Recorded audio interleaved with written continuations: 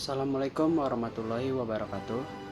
Nama saya Andi Muhammad Ridwan Jaya dari kelas 11 MIPA 2, absen 7 dari SMA 22 Jakarta. Kali ini saya akan mempresentasikan atau memberikan video tugas saya tentang peranan Muhammad Hatta dalam proklamasi atau kemerdekaan Indonesia. Perjuangan kemerdekaan Indonesia.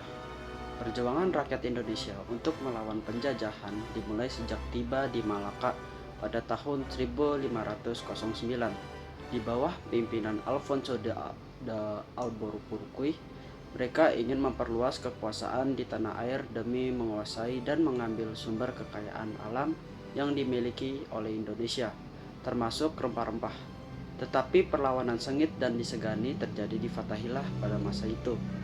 Setelah melawan berbagai negara yang menjajah tanah air Indonesia seperti Portugis, Spanyol, Belanda, Prancis, Inggris, dan Jepang, singkat cerita perjuangan Indonesia pun tak sia-sia dalam mempertahankan keutuhan Indonesia.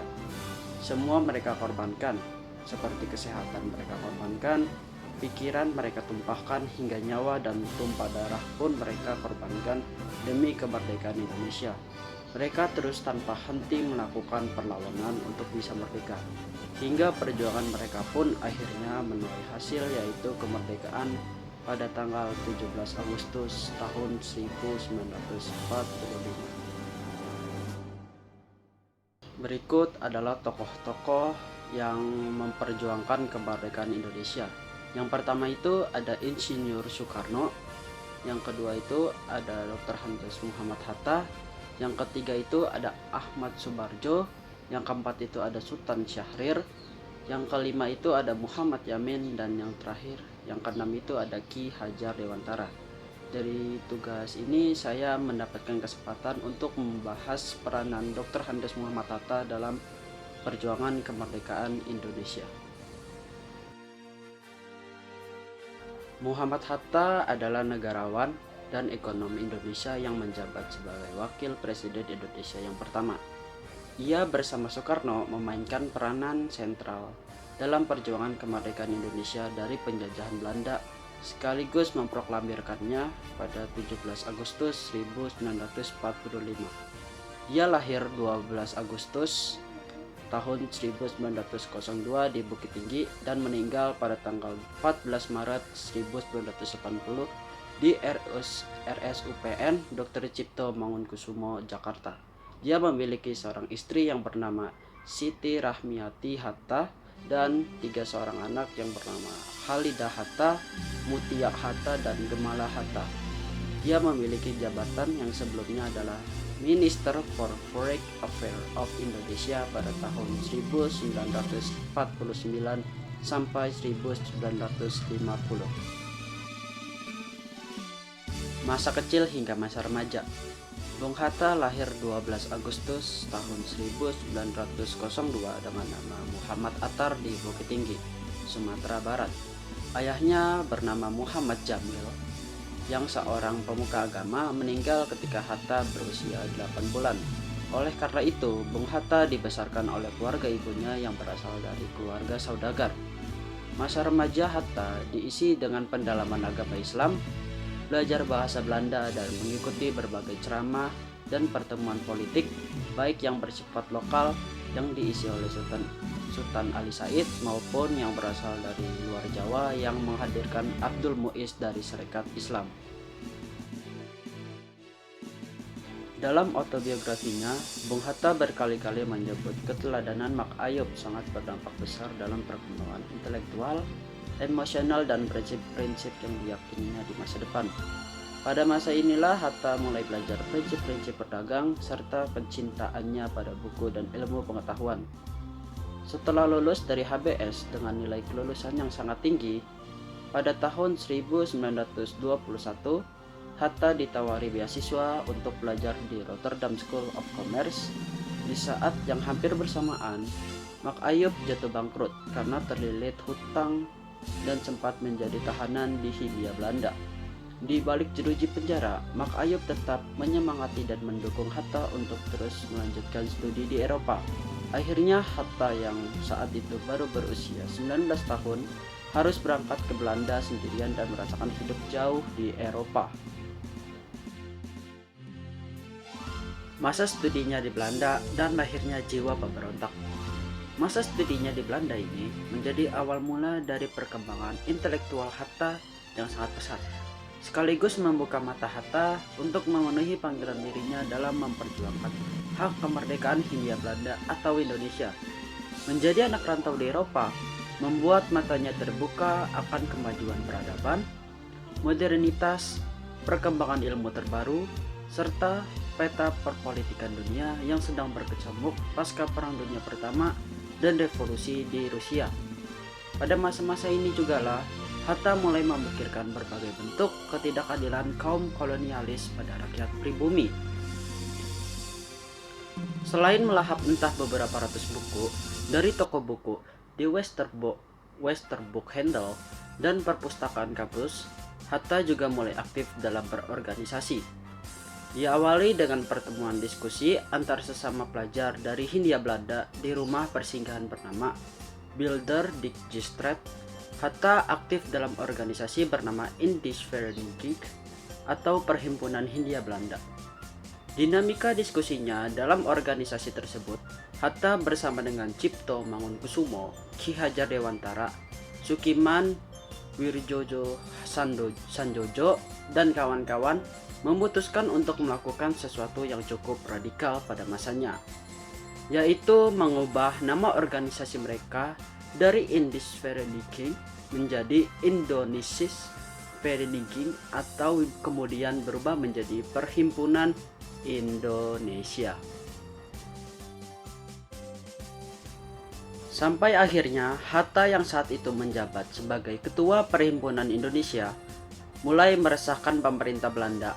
Akhirnya ditangkap dan dipenjara di Cassiusstraat bersama Nazir Pamuntiak, Ali Sastomijojo, dan Abdul Majid Jojo di Ningrat. Dalam masa peradilan, Hatta membuat pembelaan yang sangat terkenal dan bikin masyarakat Eropa geger berjudul Indonesia Free atau Indonesia Merdeka. Di waktu yang hampir bersamaan, Bung Karno juga menulis pembelaan dengan judul Indonesia Menggugat. Inilah awal mula istilah Dwi Tunggal bagi Soekarno-Hatta melekat bahkan sebelum mereka berdua bertemu. Setelah hampir 6 bulan di penjara, Hatta dibebaskan dan melanjutkan kuliah hingga lulus dengan gelar DRS pada tahun 1932.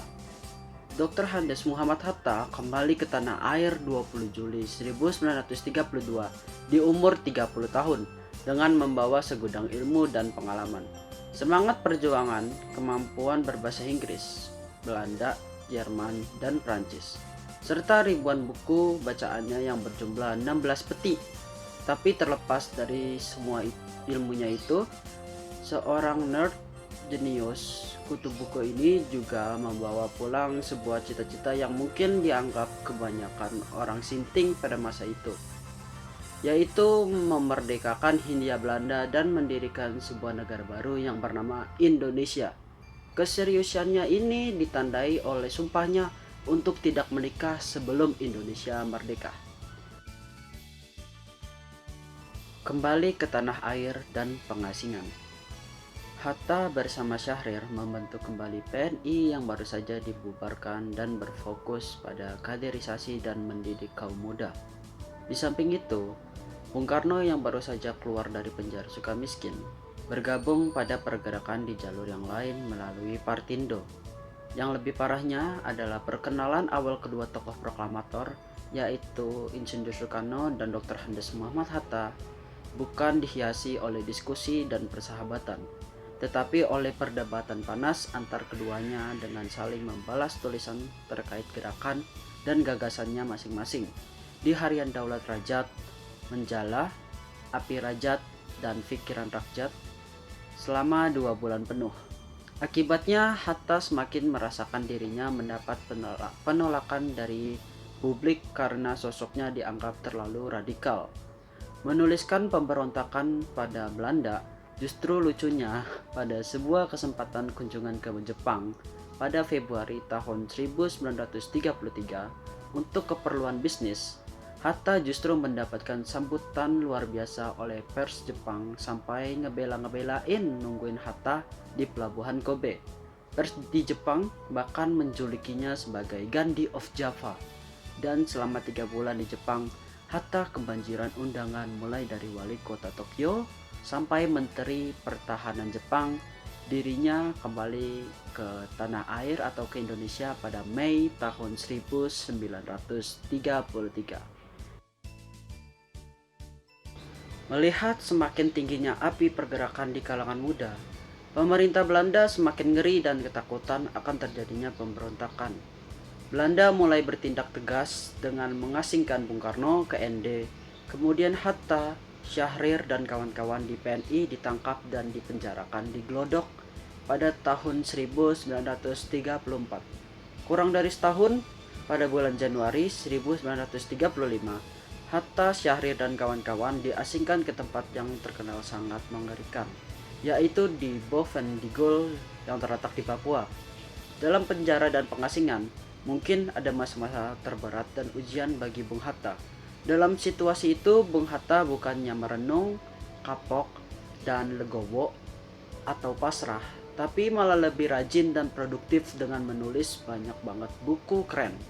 Inilah salah satu keunggulan Hatta yang sangat jarang dimiliki oleh tokoh lain.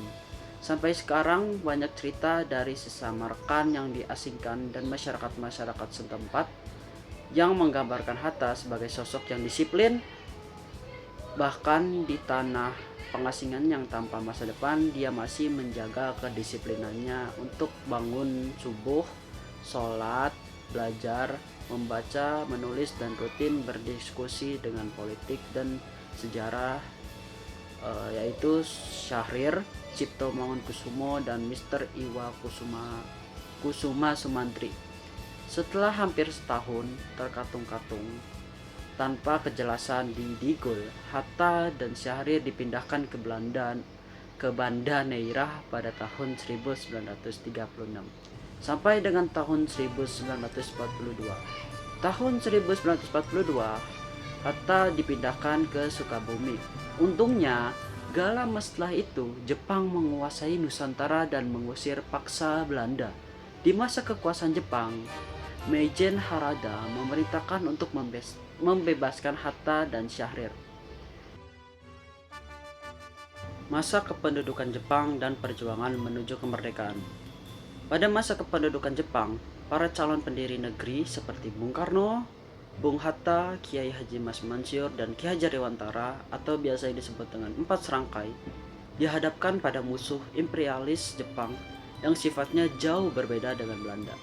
Jika sebelumnya tantangan yang dihadapi adalah pemerintahan Belanda yang masih terbuka pada dialog dan pembelaan secara birokrasi dan dialektika, maka Jepang tidak mau ambil kompromi untuk bersilang pendapat. Silang pendapat itu artinya bersilang katana beneran. Untuk itulah para pendiri NKRI terpaksa harus bersikap ekstra hati-hati, lebih taktis dan lebih kooperatif sambil tetap waspada dengan pergerakan dan tujuan tersembunyi dari pemerintahan Jepang. Dalam polemik ini, Hatta adalah orang pertama yang memberanikan diri untuk berdiskusi langsung dengan Maijen Harada agar tidak menjadikan Nusantara Indonesia ini sebagai koloni Jepang. Maksudnya Nusantara, tapi justru mengakui kemerdekaan Indonesia sebagai atas nama persaudaraan di Asia. Sebagai timbal baliknya, masyarakat pribumi Nusantara akan mendukung Jepang dalam perang Pasifik melawan sekutu. Akhirnya Jepang mengangkat 4 serangkai jadi pimpinan Pusat Tenaga Rakyat atau Putra, yang merupakan organisasi propaganda buatan Jepang untuk dapat mengendalikan rakyat Nusantara dalam perang Pasifik, baik dalam upaya kerja paksa atau romusa maupun bantuan militer langsung. Peran serta tanggung jawab Bung Karno dan Bung Hatta terhadap penderitaan rakyat pribumi atas romusa adalah sebuah perdebatan moral tiada akhir dalam sejarah bangsa ini. Di satu sisi, ini adalah pilihan berat yang mereka anggap sebagai langkah yang paling tepat pada saat itu agar Indonesia bisa mendapatkan celah untuk memerdekakan diri dengan berpura-pura berkooperatif dengan Jepang. Di sisi lain, bagi tokoh pergerakan lapangan seperti Tan Malaka dan kawan-kawan yang melihat secara langsung penderitaan rakyat, Bung Karno dan Bung Hatta dinilai terlalu lembek, bahkan pengecut karena mau-maunya jadi merdeka Jepang. Puncak polemik ini adalah ketika Soekarno dan Hatta diundang ke Jepang untuk makan malam bersama Kaisar Jepang dan Perdana Menteri Tojo tahun 1943. Bentuk kooperatif ini akhirnya menemukan celah ketika bom atom menghancurkan Hiroshima dan Nagasaki tanggal 7 dan 9 Agustus 1945 yang memaksa hampir seluruh tentara Jepang untuk pulang ke negaranya. Di tengah masa vakum ini, akhirnya Bung Karno dan Bung Hatta mengambil tindakan tegas untuk memproklamasikan kemerdekaan Indonesia 17 Agustus 1945 sekaligus mewujudkan mimpi hampir seluruh rakyat Nusantara untuk mendapatkan momen untuk menghirup udara kemerdekaan dan udara kebebasan. Perjuangan mempertahankan kemerdekaan. Proklamasi kemerdekaan Indonesia memang sudah terlaksana 17 Agustus 1945. Keesokan harinya Soekarno diangkat menjadi presiden, sementara itu Hatta menjadi wakil presiden. Dalam situasi ini jangan dibayangkan proklamasi kemerdekaan dirayakan dengan sorak-sorai oleh seluruh lapisan masyarakat, seolah-olah kita sudah menang sepenuhnya. Dalam kondisi ini, tantangan berikutnya yang harus dihadapi adalah pengakuan dunia secara internasional. Karena tanpa adanya pengakuan dunia internasional, proklamasi 17 Agustus 1945 di Jakarta hanyalah dianggap sebagai bentuk upaya sekelompok orang yang mengaku-ngaku mendirikan negara yang hanya disaksikan oleh masyarakat lokal dan tidak mewakili kehendak seluruh kepulauan Nusantara. Upaya perjuangan mempertahankan status kemerdekaan dari serangan militer maupun yang berupaya merebut daerah NKRI. Kedua adalah upaya memenangkan pengakuan dunia internasional yang perlu diperjuangkan dalam bentuk perundingan dan perjanjian. Dalam periode awal kemerdekaan, bapak-bapak pendiri bangsa Indonesia betul-betul harus berjuang susah payah untuk menyelesaikan dua perundingan besar, dari mulai isi perjanjian Linggarjati dan Renville yang sangat merugikan pihak Indonesia, sampai agresi militer Belanda 1 dan 2 yang menggerogoti wilayah NKRI adalah bentuk pelanggaran oleh Belanda sendiri terhadap perjanjian Linggarjati dan Renville. Puncak kekalahan Indonesia adalah serangan agresi militer Belanda 2 ke Yogyakarta pada 19 Desember 1948 dan berhasil menangkap Soekarno, Hatta, Syahrir dan beberapa tokoh lainnya. Saat itu Indonesia benar-benar kalah telak, hancur berantakan, hampir tak berbekas. Jatuhnya ibu kota negara yang pada saat itu adalah Yogyakarta beserta Presiden dan Perdana Menteri Indonesia menjadi tawanan musuh. Ini memaksa Indonesia mendirikan pemerintah darurat Republik Indonesia di Bukit Tinggi yang dipimpin oleh Syah Syarifuddin Prawinegara. Untungnya di saat-saat kritis ini, TNI masih bisa menunjukkan taringnya dengan melakukan serangan 1 Maret 1949 ke Yogyakarta dan memaksa Belanda untuk melakukan perundingan ulang, yaitu Perjanjian Rom-Royem. Perjanjian ini berlangsung alot sehingga memerlukan kehadiran Bung Hatta dari pengasingan di Bangka untuk mewakili Indonesia dalam kesempatan terakhir merebut kembali jati diri negara di Indonesia pada konferensi meja bundar di Den Haag. Disinilah Bung Hatta berperan sangat luar biasa dan dalam masa-masa kritis dan paling menentukan bagi keutuhan NKRI. Di saat Indonesia sedang benar-benar di ambang kehancuran, seorang putra Minangkabau yang telah ditempa oleh kedisiplinan, belajar yang mencengangkan, oleh keluasan wawasan yang didapat dari melahap 16 peti buku yang selalu ia bawa kemanapun. Dengan kepiawaiannya berargumentasi dan berdialektika, Hatta berhasil mendesak Belanda sekaligus mengambil simpatik seluruh Indonesia pada konferensi meja bundar pada tanggal 23 Agustus sampai 2 November 1949.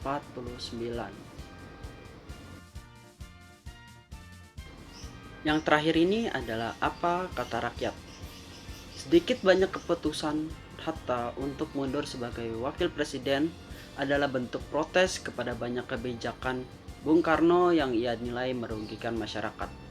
Dalam perspektif itu, Hatta khawatir rakyat akan berpikiran buruk dan menuduh dia mundur dari jabatan wakil presiden untuk kepentingan bisnis dan bukan murni sebagai lambang dedikasinya pada rakyat Indonesia. Dalam masa transisi kekuasaan Orde Lama ke Orde Baru, Bung Hatta pernah dipercayai oleh Presiden Soeharto menjadi pengawas korupsi di pejabat negara dan militer beserta Ahan Nasution. Karena mungkin akhirnya terlalu banyak pihak yang ketahuan korupsi oleh Bung Hatta dan kawan-kawan, hasil laporan tersebut tidak pernah dikemukakan pada publik.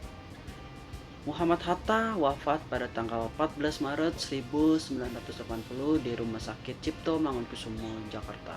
Setelah 11 hari ia dirawat di sana, pemerintah Orde Baru memberikan gelar pahlawan proklamator kepada Bung Hatta pada 23 Oktober 1986 bersama dengan Bung Karno pada tanggal 7 November 2012. Bung Hatta bersama dengan Bung Karno ditetapkan secara resmi sebagai pahlawan nasional oleh Presiden Susilo Bambang Yudhoyono atau yang biasa dikenal dengan Pak SBY. Jadi segitu saja yang dapat saya jelaskan tentang perjuangan kemerdekaan tokoh Muhammad Hatta. Bila ada kurangnya, bila ada salahnya mohon dimaafkan. Billahi taufiq walhidayah. Wassalamualaikum warahmatullahi wabarakatuh.